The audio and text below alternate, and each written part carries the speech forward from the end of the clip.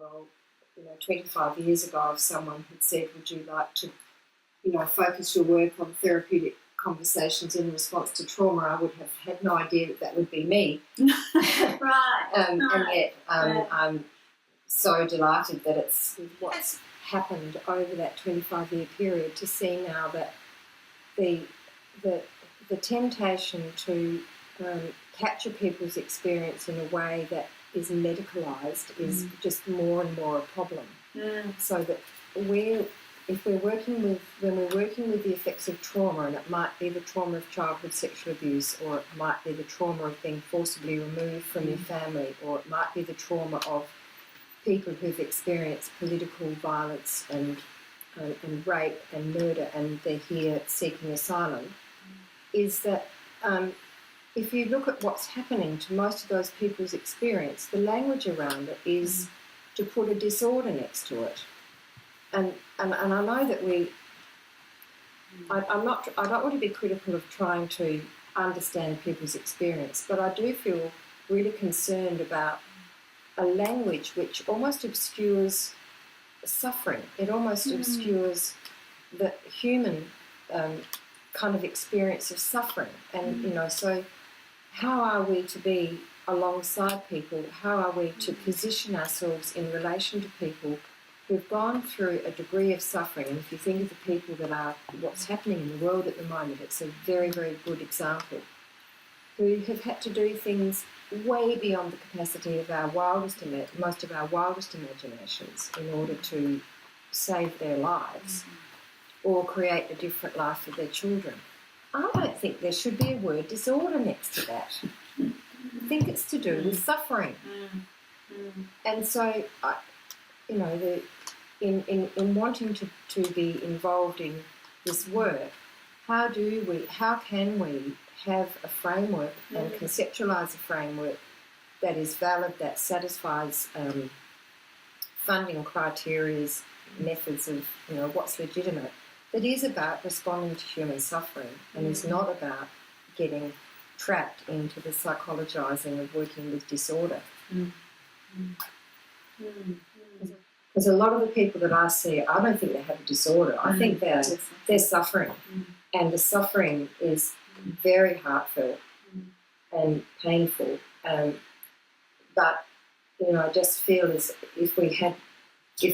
if frameworks were legitimised that enabled us to position ourselves in relation to their experience in hopeful ways. And I guess, for those of us who are fortunate to work in a field as we do, there's so many opportunities to have to grapple with complexity.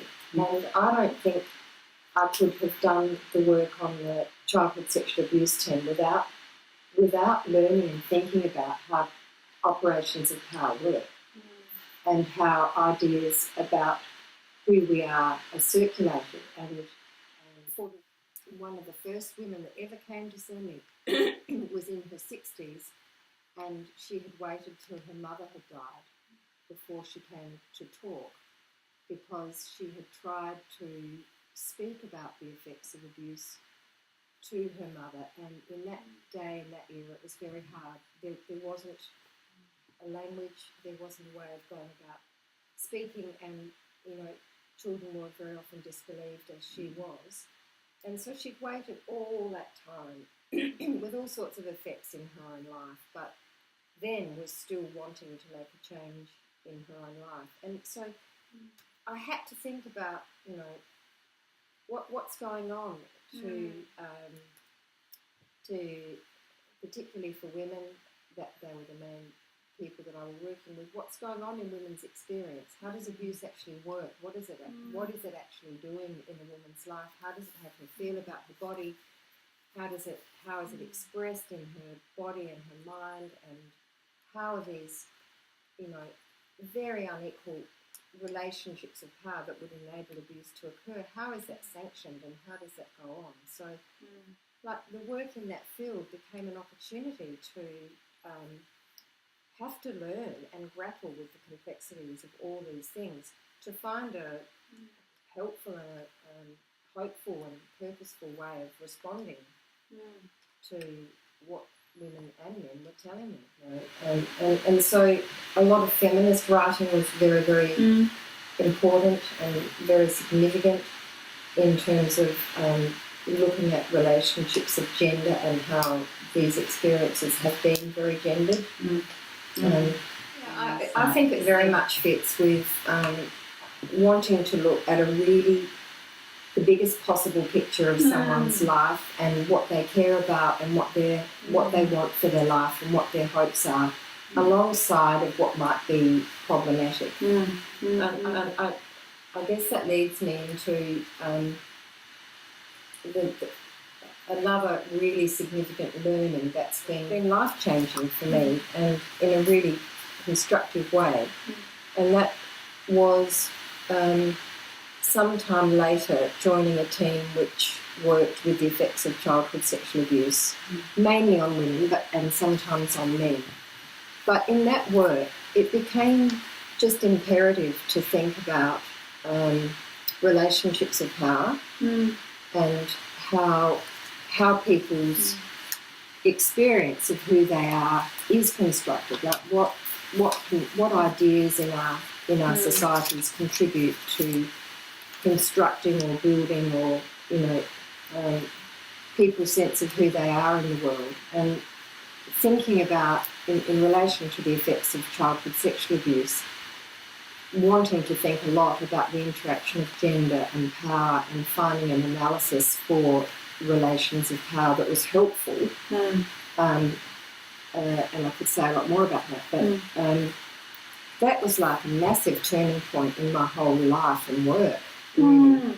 And I'm curious about that analysis, like looking at what's going on, what's going on here. How does something like abuse get sanctioned? What is it that is happening in women's lives, and how are they being constructed? What is the link with that and this other this aspect that you were talking about before of getting the biggest possible picture of a person and seeing what they bring or what they give value to, the relationships of power, and seeing the people in that biggest view of them, that biggest lens, to look at people through. Are they part of the same thing? Are they linked? Are they separate? How you see it? I think it's incredibly linked, because how people, if we think about the example of the effects of sexual abuse for many people that come to see us, then they would say it's incredibly linked. That how their ideas of themselves has been shaped is strongly influenced by dominant ideas in our culture.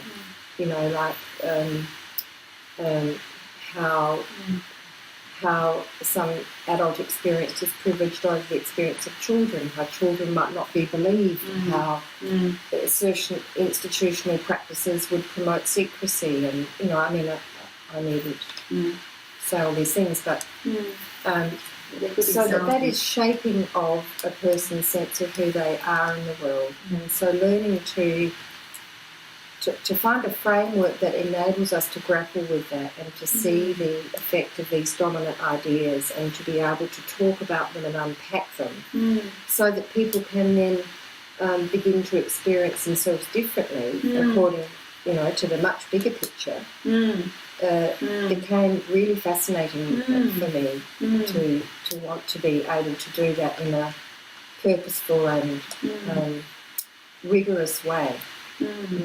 Like that, there's that dominant story you're saying of yes. how people get constructed from those discourses.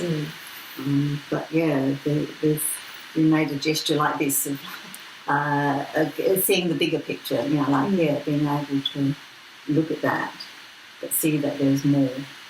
Yeah, because I don't think we can get to the more without also seeing the way in which those dominant ideas have shaped people's experience or become like inscribed physically in their body.